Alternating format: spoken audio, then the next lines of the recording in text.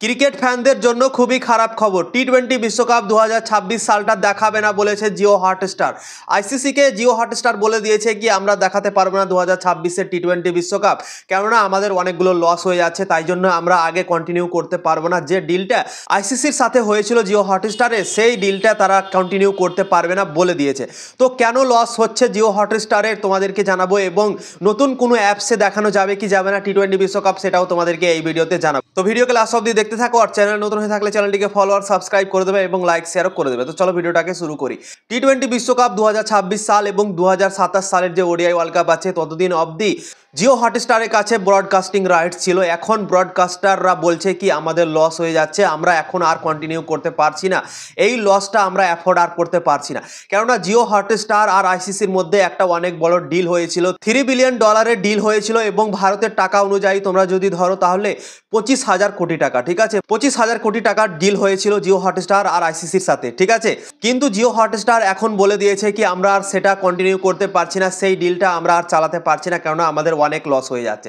তো সব থেকে বড় প্রশ্ন হচ্ছে কি এতদিন লস হলো না, এবং এতদিনে আবার বলছে কি লস হয়ে যাচ্ছে, তো মামলা কি আছে, কেন লস হচ্ছে? তো তোমাদেরকে বলে দিচ্ছি সেই লসের ব্যাপারটা। লসের ব্যাপারটা হচ্ছে কি আগে ড্রিম11 ছিল, মাই11 সার্কেল ছিল, তারপর অনেক গেমিং অ্যাপ ছিল, ঠিক আছে। সেই অ্যাপগুলোর অ্যাড চালাতো জিও হটস্টার এবং সেখান থেকে অনেক টাকা ইনকাম করতো। তোমরা তো জানো ড্রিম11 কতটা ফেমাস ছিল, মাই11 সার্কেল কতটা ফেমাস ছিল, আরও অন্যান্য যারা অ্যাপ চালাতো রিয়েল মানি গেমিং অ্যাপ, সেইগুলোর অ্যাড দেখিয়ে জিও হটস্টার অনেক টাকা ইনকাম করছিল, ঠিক আছে। কিন্তু ভারতের সরকার এই অ্যাপগুলোকে বন্ধ করে দিয়েছে, এবং তাই জন্যই সেই অ্যাডগুলো বন্ধ হওয়াতে খুব একটা তাদের ইনকাম হচ্ছে না, জিও হটস্টার বা এই কোম্পানিগুলোর খুব একটা ইনকাম তারা পাচ্ছে না, এবং তাদের ঘুরিয়ে লস হয়ে যাচ্ছে। তো তাই জন্যই পিছে হটে যাচ্ছে জিও হটস্টার, এবং বলে দিয়েছে কি আমরা এই ডিলটা আর কন্টিনিউ চালাতে পারবো না।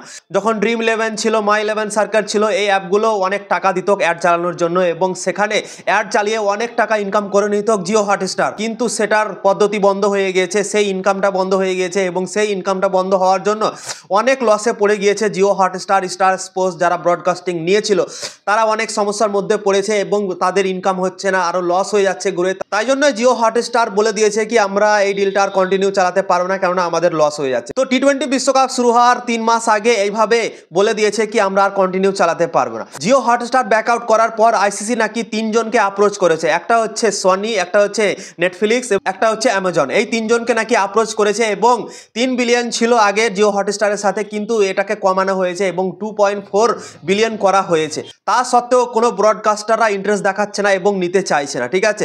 সনিও নিতে চাইছে না, অ্যামাজনও নিতে চাইছে না, নেটফ্লিক্সও নিতে চাইছে না, এবং কোনো ইন্টারেস্ট তারা দেখাচ্ছে না। এত টাকা দিয়ে তারা নিতে চাইছে না, এত দামে তারা নিতে চাইছে না ব্রডকাস্টিং রাইটস।